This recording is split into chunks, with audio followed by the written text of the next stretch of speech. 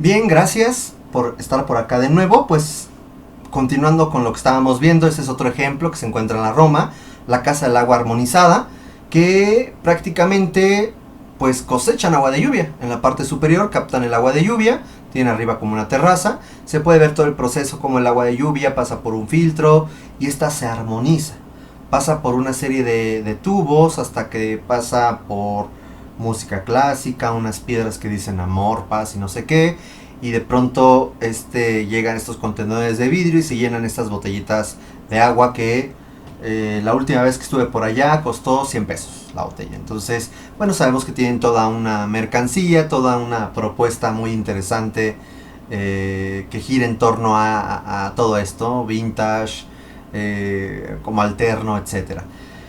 Bien, pues hablar de todo esto y citando por aquí a Michael Hanushka, ¿no? Que ahorita platicaremos quién es él, nos dice que la especulación inmobiliaria tiene como principal característica generar beneficios de inversión mediante el aumento del valor del suelo, valor que es modificado por los mismos agentes inmobiliarios obteniendo beneficios. Entonces vamos a encontrar constantemente en estos barrios históricos, en estos centros históricos, una dinámica del mercado inmobiliario, en donde los valores del suelo, la especulación, la burbuja inmobiliaria y la gentrificación se vuelven características recurrentes en esta dinámica, en donde, evidentemente, y porque así lo permiten las normatividades, el uso del suelo, en cuanto a la propiedad privada, o sea, los predios tienen un libre aprovechamiento del usufructo, el uso y el disfrute. Y existe, y a partir de la tendencia pública, o sea, de que es público, ejidal o comunal o privado. Pero ¿qué pasa cuando en la colindancia o en tu mismo predio hay patrimonio urbano arquitectónico? ¿Qué hacen los desarrolladores inmobiliarios? ¿Qué pasa con los intereses económicos de los desarrolladores inmobiliarios? Aquí es cuando comienza un choque entre los intereses inmobiliarios y la conservación y restauración del patrimonio, y que puede dar pie a la pérdida parcial o total del edificio. Los valores y significados pierden su vigencia y se diluye en nuestra memoria colectiva la identidad y la huella del pasado cuando el patrimonio se pierde en su totalidad o en su parcialidad. Y vean de pronto este edificio que se encuentra en el Puente de Alvarado, que me parece ahora se llama Calzada México Tenochtitlan, no recuerdo, estás saliendo del Metro Hidalgo, un edificio que era un palacete porfiriano, pues bueno, en medio de todos estos edificios del moderno, ¿no? Y hasta se ve como raro ese edificio, hasta parece escenografía. Aquí cito a Ignacio Kunz Bolaños, un investigador de la UNAM, que habla de los ciclos urbanos y que creo que esto es muy importante que nosotras y nosotros lo identifiquemos. Tenemos una gráfica que es tiempo y una gráfica que es valor. Podemos ver cómo un barrio a lo largo del tiempo se va consolidando, se va degradando y llega aquí a un punto en donde el valor del suelo va bajando también, pero las construcciones llegan a valer menos que el suelo. En ese punto es en donde una de dos, o se degrada o se redesarrolla, o sea, se le da una inversión.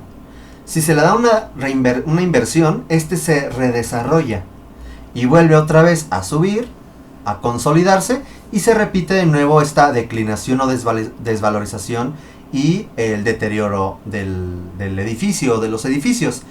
Y el valor del suelo por el mercado inmobiliario subió.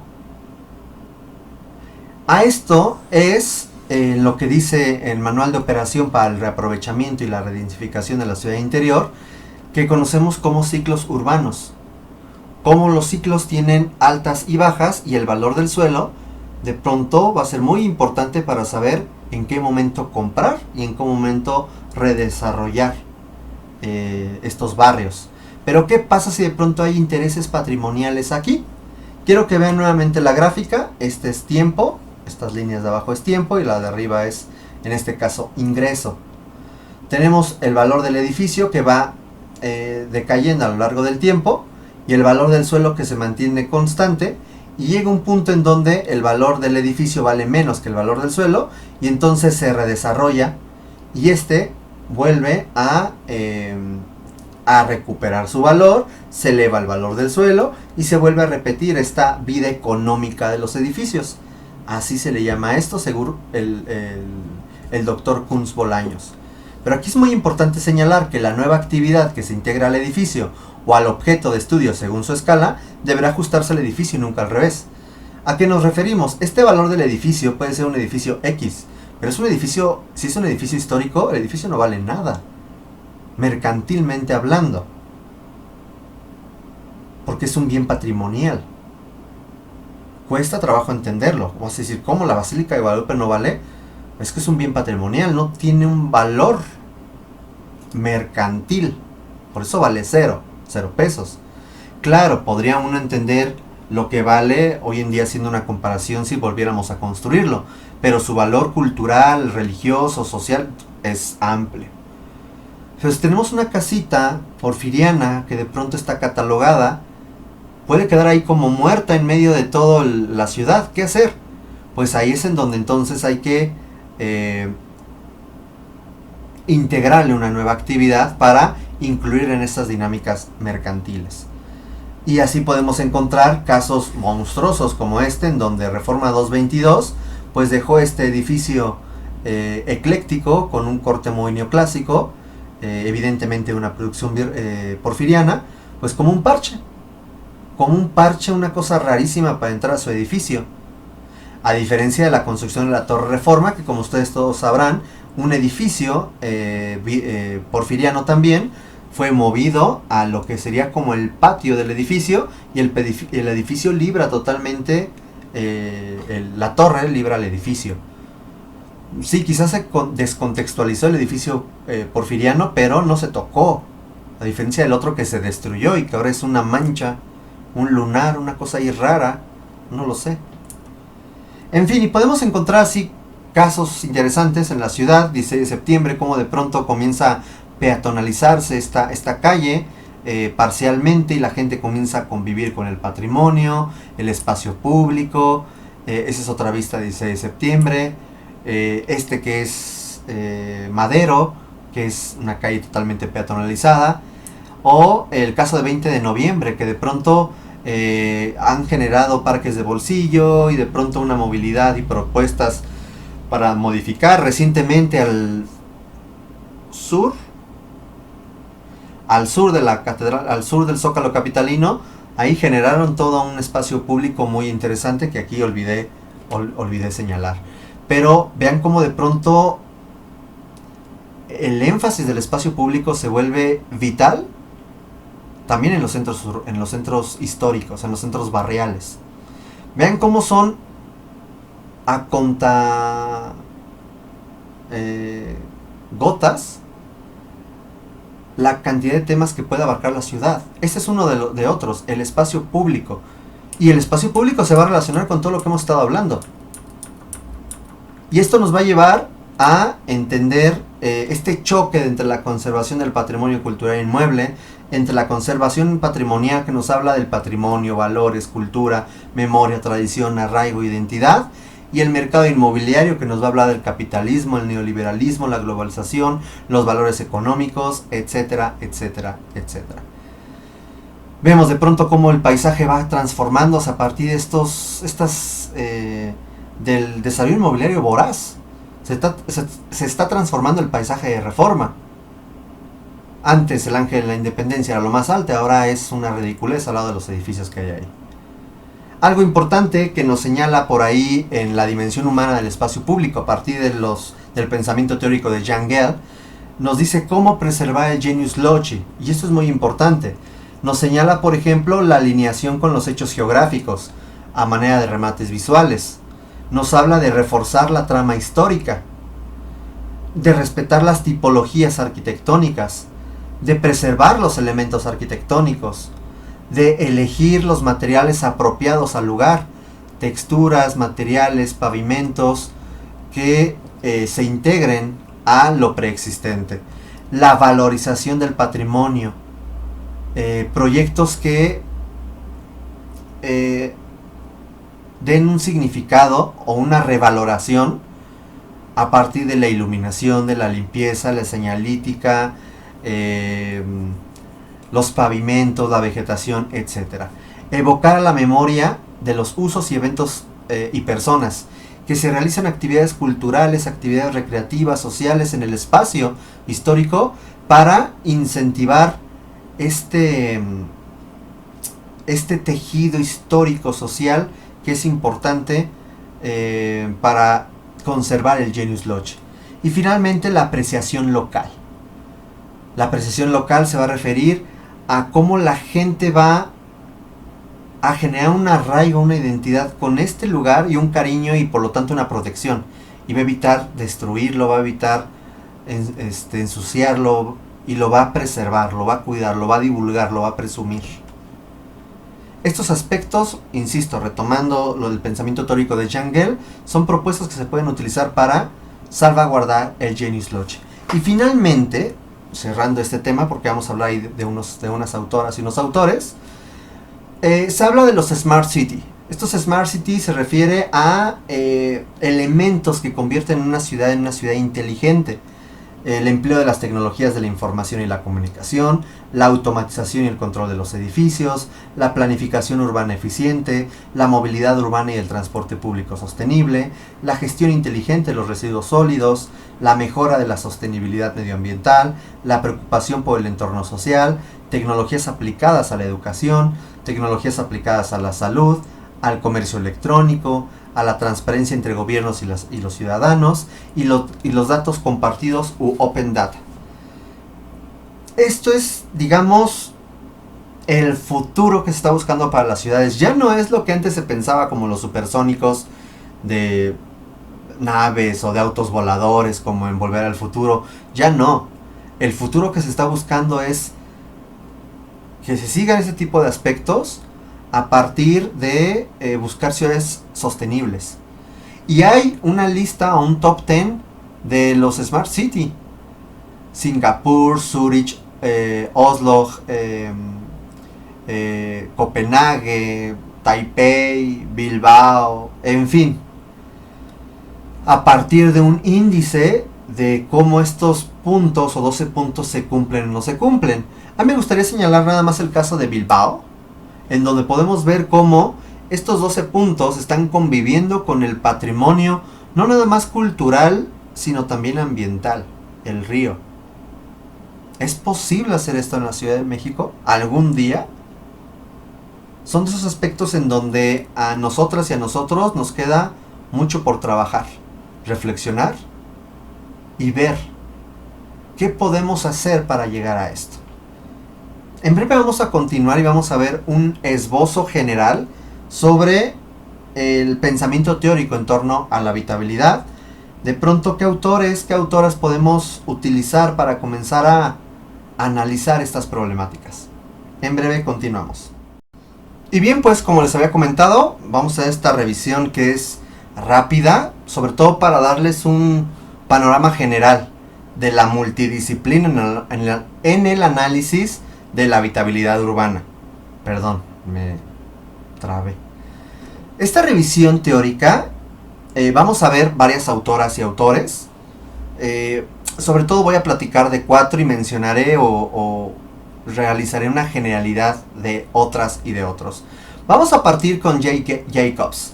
Fue una urbanista, divulgadora y activista canadiense, la cual fue una crítica del urbanismo moderno. Ahí está, del urbanismo moderno, los rascacielos, el culto al automóvil, las autopistas, la desvalorización de los centros históricos y su destrucción en nombre del progreso.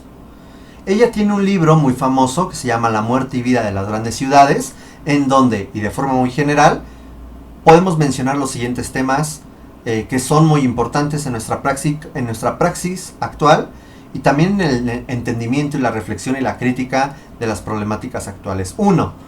La revalorización del barrio. El rescate de la cultura urbana a partir de la revalorización de las preexistencias, la calle, el barrio y la comunidad. Ella dice que si la calle privilegia el automóvil, la calle se muere y es un síntoma del fin de la ciudad. Algo también muy importante. Antes se pensaba que lo moderno era que el auto estuviera en la ciudad. Ahora se piensa que realmente lo moderno o el futuro inmediato es que los autos estén fuera de la ciudad. Un gran reto. La comunidad, también nos dice Jane Jacobs. Hay que hablar con la gente, deducir el maravilloso entramado de relaciones, vínculos y contactos que una ciudad genera entre sus habitantes. Será muy importante esta idea de la vecindad. Luego, la planificación urbanística. El funcionamiento de las ciudades a escala microscópica. Primero entender la ciudad, el barrio, el sector, el distrito. Y entender la relación de este con el comercio, la seguridad, el espacio público. Y la clara delimitación entre lo público y lo privado. La mezcla de usos primarios, oficinas, vivienda, cultura, ocio, parques, para evitar el declive de los barrios y que no se vuelvan lugares que a las 8 de la noche no hay vida, que están muertos, que son fantasmales. El diseño de fronteras de vacíos o cicatrices urbanas, estos espacios que de pronto se volverían hostiles o no lugares, pues hay que rediseñarlos, incluirlos en el tejido. Vías de tren, autopistas, parques mal diseñados y hostiles al peatón, riberas de ríos descuidados, muelles industriales, etc. Y algo muy importante que también señala ahí es el espacio público. Repensar la calle, la plaza, el parque, el arbolado y el paisaje urbano, aquello que nos permita humanizar el espacio público y experimentar el encuentro, el intercambio y la diferencia. Evitar los guetos o los enclaves. ¿Qué son los guetos o los enclaves? Se refiere a esos lugares a veces residenciales, a veces marginados, en medio de la traza urbana. Puede ser una ciudad perdida o puede ser un barrio con algún origen étnico, algún origen extranjero. Dice no, hay que romper esas fronteras, hay que romper estos guetos amurallados y generar esta vecindad, esta relación entre las diferentes partes de los componentes de la ciudad. Ella nos habla entonces de un urbanismo humanista. Por aquí también tenemos a Rem Koolhaas, arquitecto y urbanista holandés. Nos habla de la ciudad genérica. Dice que es todo lo que queda de la ciudad que solía... La ciudad genérica es todo lo que queda, está mal escrito, de lo que solía ser ciudad. La ciudad genérica es una post-ciudad que se está preparando para el emplazamiento de la ex-ciudad. ¿Qué es eso? Él nos está diciendo que es un espacio basura, que la ciudad genérica está llena de espacios basura, que se refiere a los no lugares, centros comerciales, recintos, espacios de ocio, una acumulación condicional y espacio acondicionante, que gira en torno al consumo de lo innecesario. Lo acabamos de ver hace poquito, cuando empecé a hablar de la Roma, de la Condesa, estos elementos que de pronto te están condicionando, te crean necesidades y todo gira en torno al consumo. Aparenta ser un espacio, pero es en realidad una sombra, un residuo del espacio moderno, o, por otro lado, es el presagio de lo que ocurrirá en todas partes.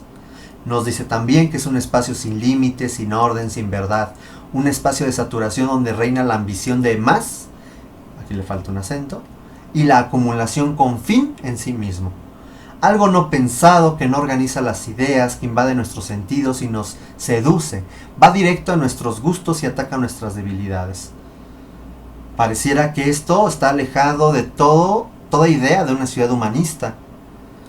Nos dice finalmente que la ciudad genérica es una ciudad sin historia. Es suficientemente grande para todos, es fácil, no necesita mantenimiento. Si se torna demasiado pequeña, simplemente se expande. Si se torna demasiado vieja, simplemente se autodestruye y se renueva. Acuérdense estos ciclos de Ignacio Kunz Bolaños. ¿Es interesante o no interesante? En todas partes por igual.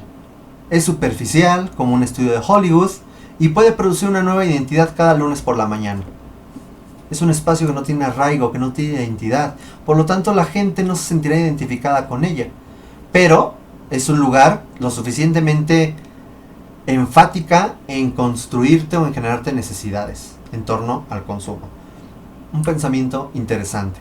Otro será Jamie Lerner, que es un arquitecto, fue un arquitecto, urbanista y político brasileño, que él dice que el coche es el cigarrillo del futuro, porque prácticamente va a desaparecer, será solo para viajes y ocio, no para la ciudad. Él escribió un libro en el 2003 llamado Acupuntura Urbano, y en donde él dice que siempre tuvo la ilusión y la esperanza de que con un pinchazo de aguja sería posible curar las enfermedades. Y él habla de entender a la ciudad como un ente vivo y en donde tiene ciertos nodos o ciertos puntos conflictivos que hay que identificar y hay que dar un pinchazo. ¿Qué significa eso? Hay que evitar los megaproyectos y mejor generar, como dice Jane Jacobs, un microurbanismo, una arquitectura que de pronto a lo mejor puede ser poco espectacular, pero es una arquitectura que atiende las necesidades específicas de un barrio, de una esquina, de una cuadra, y que la suma de estas genera una red de posibilidades y por lo tanto de un desarrollo urbano. Nos dice, si quieres resolver la movilidad, tienes que lograr que la gente viva y trabaje en distancias cortas. La vida de barrio salvará la ciudad. El colegio, el deporte y las compras tienen que estar cerca. La cultura, el teatro y los museos pueden estar en el centro. Entonces será muy importante de pronto cómo con esta óptica se puede generar estudios urbanos y tratar de, en lugar de hacer enormes obras muy específicas como si fuera un pinchazo de acupuntura. Jan Gehl, urbanista, arquitecto y docente danés, plantea un urbanismo humanista. Ya sabemos que él no lo inventó, es algo que también, pues siendo, creo que si vemos la edad es contemporáneo de Jane Jacobs, no, 20 años después nació, sí. Pero bueno, son finalmente, si se fijan, todos los autores las autores y autores que hemos hablado, hablan de ello. Nos dice Jan Gehl, con su libro Ciudades para la Gente, la arquitectura se debería concebir única y exclusivamente como una interacción entre la forma y la vida, vivir, el habitar. Actualmente existen dos ideologías, nos dice Jan Gehl, que ha influenciado negativamente al planteamiento urbano. El modernismo, así lo menciona, modernismo no como el Art Nouveau, sino como todo aquello que se refiere a lo moderno, tanto el movimiento moderno como las problemáticas del posmoderno. Cuando el interés de las ciudades se centra en crear edificios individuales de arquitectos artistas, estrellas, en vez de crear espacios para la gente. Y la invasión de automóviles cuando se crean espacios urbanos para coches y no para ciudadanos. Ambos aspectos han arruinado completamente el sentido de escala humana y habitabilidad de nuestras ciudades. Y él entonces nos empieza a hablar que la ciudad termina adoptando el comportamiento que la ciudad les brinda a adoptar. Edificios emblemáticos atraen turismo. Espacios públicos en condiciones y abiertos fomenta la interacción entre los vecinos. Ciudades que habitan espacios para andar y ciclovías acaban teniendo una población más saludable. Por lo tanto, con esta frase podríamos decir, si la ciudad incentiva ciertos aspectos de sostenibilidad urbana, va a ser un beneficio para la población en consecuencia. Pero si de pronto no tengo esta infraestructura, no tengo esas intenciones, no tengo estos espacios, pues la ciudad la gente se vuelve individualista, agresiva, de pronto se exceden en el uso del automóvil, etc. Y aquí tenemos un collage en donde podemos observar justo lo que se dice, cómo se está viviendo el espacio público, la arquitectura, la ciudad, el transporte público, la bicicleta. Vemos gente, no autos, como muchas veces pensamos que se caracteriza una ciudad. Vean, el puestecito de revistas o el de los libros, el comercio local, cómo se abren las cafeterías, los boutiques, las tiendas de un carácter y un alcance no regional, sino local, vecinal, barrial, y la gente comienza a vivir. Claro, finalmente esto también caemos en un hilo muy delgado en donde de pronto podríamos gentrificar si no pensamos esto para la gente. El problema es que cuando hay estos beneficios también llega mucha gente de afuera y entonces los comercios comienzan a vender lo que busca esta gente y comenzamos con un problema de gentrificación. Hay que también tener mucho cuidado.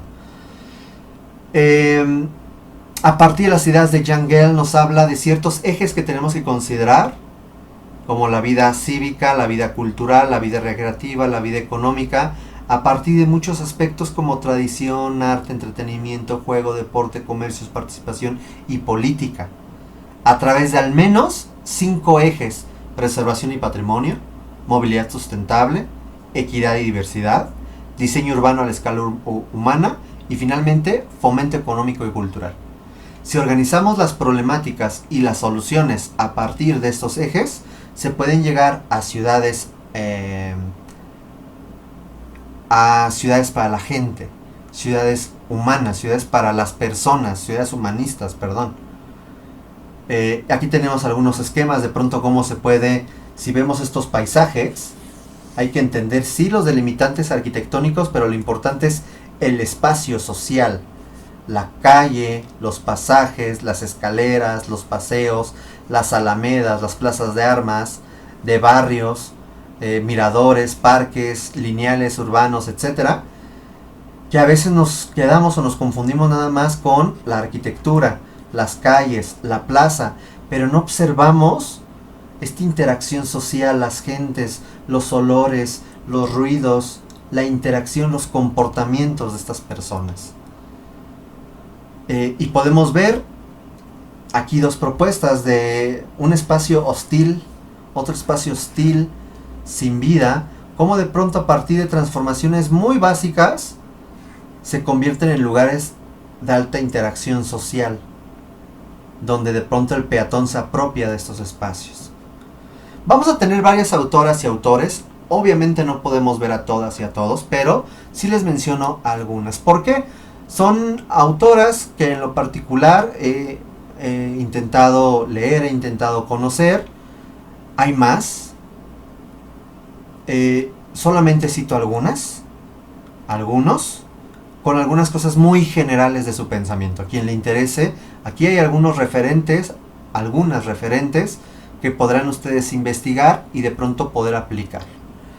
Françoise Choy es una urbanista, arquitecta, historiadora y docente francesa muy importante para la idea del patrimonio, la conservación y la restauración. Tiene 2 libros, Alegoría del Patrimonio y la Invención del Monumento Histórico, y ella se le reconoce por sus visiones críticas a la arquitectura moderna y la contemporánea. Además, es una defensora de la inclusión del patrimonio en el espacio público.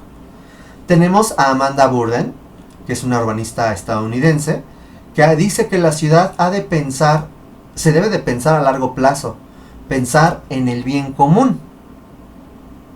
Repito porque creo que leí pésimo. La ciudad ha de pensar a largo plazo, se debe de pensar en el bien común, que los espacios públicos tienen poder y que convertir un parque en un lugar donde la gente quiere estar depende de que sea diseñada no como un planificador urbano, sino como un ciudadano.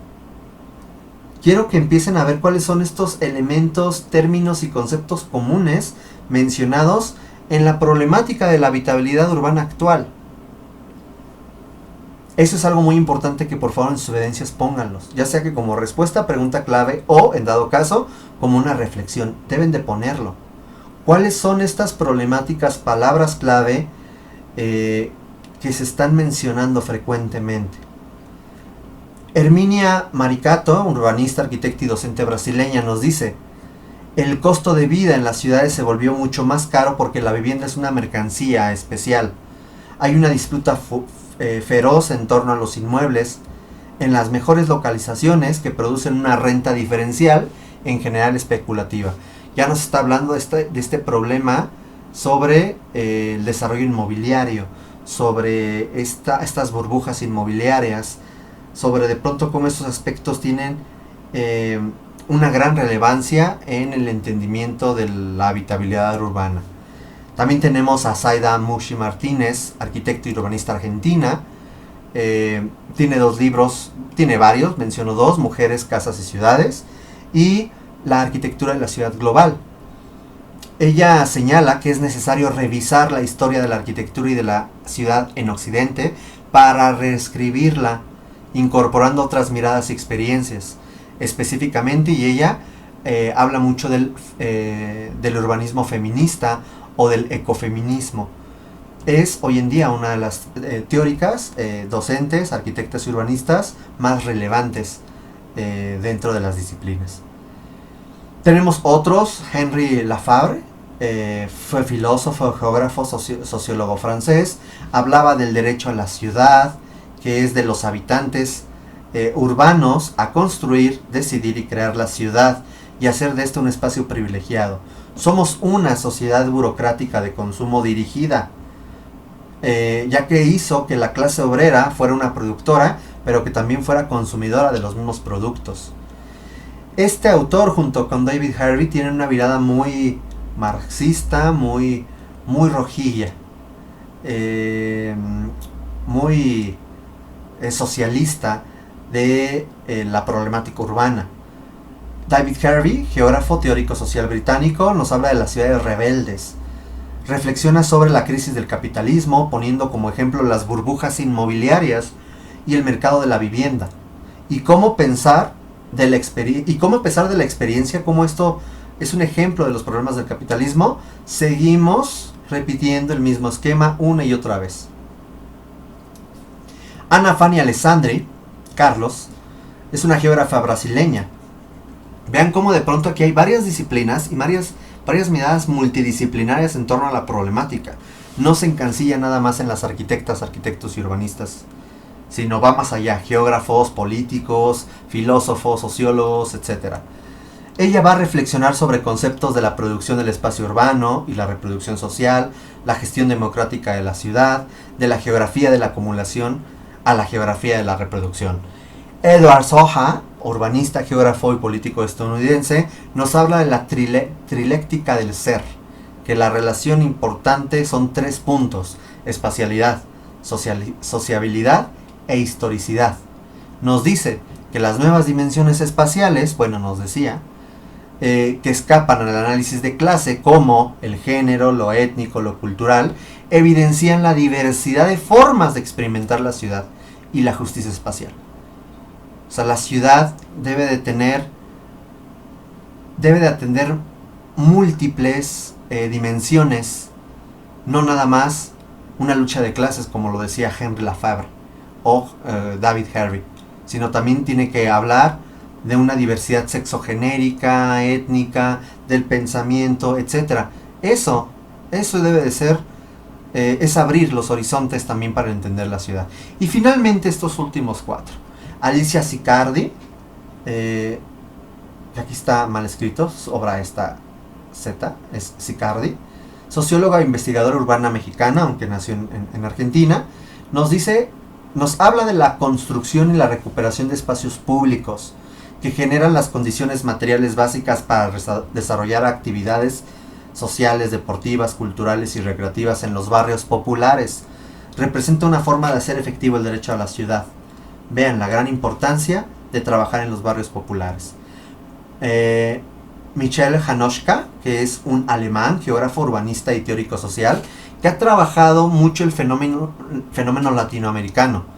Tiene varias líneas de investigación, como los procesos de gentrificación en la ciudad neoliberal, los mecanismos y efectos de la financiarización de los mercados inmobiliarios y los nuevos enfoques de gobernanza. ¿Qué es la gobernanza? El equilibrio entre la sociedad civil, el Estado y el mercado. Jordi Borja, sociólogo, geógrafo y urbanista español, nos habla del espacio público, que exige una democratización de los planes y proyectos urbanos integrales, pero, sobre todo, identificando a la ciudadanía como aquella que interviene en la construcción y gestión de la ciudad. Y finalmente Ignacio Kunz Bolaños, geógrafo urbano e investigador mexicano, que tiene varias líneas de investigación, entre ellas la planeación del desarrollo urbano e instituciones, el mercado inmobiliario y la reestructuración urbana, y la vivienda como instrumento de gestión para el desarrollo urbano. Insisto nuevamente, sin ser arquitectos y ser urbanistas, como la multidisciplina, porque ya no lo supe pronunciar, la multidisciplina será muy importante para el desarrollo, para la praxis, la justificación y los argumentos arquitectónicos y urbanos. Hasta aquí dejamos la sesión, muchas gracias, cuídense y nos vemos. Bye.